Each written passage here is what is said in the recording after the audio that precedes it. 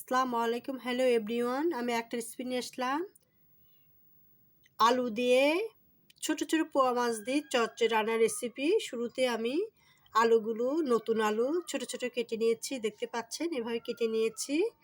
আপনি আপনাদের রুচিসম্মত কেটে নেবেন। আমার এভাবে ভালো লাগে বলে আমি এভাবে কেটেছি।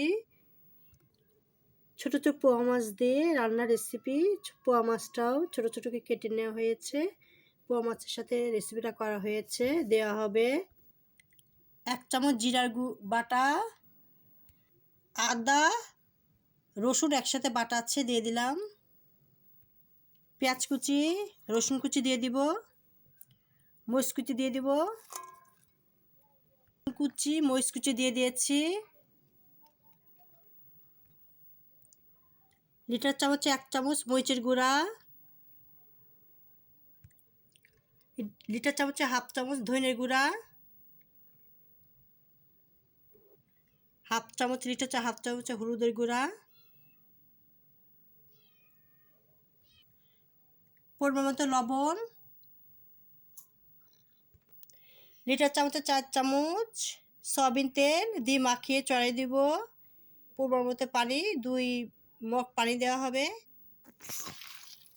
যত মাখানো যাবে খেতে ভালো লাগবে।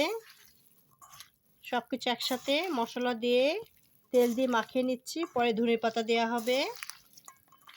পানিটা পরিমাণ মতো দিতে হবে, খুব বেশি দেওয়া যাবে না, দিলে হলো সব মাছ গলে যাবে।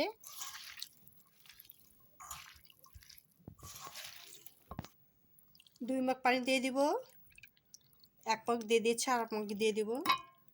ধনে পাতা কুচি দিয়ে দিলাম। 10 মিনিটে চুলায় চড়াই দিব। লো হিটে দিয়ে রান্না করা হবে, হাই হিটে দিলে পুড়ে যাবে। 10 মিনিট রেখে নামিয়ে ফেলবো। একটা শুকনো শুকনো হবে, খেতে কিন্তু খুবই মজা লাগবে।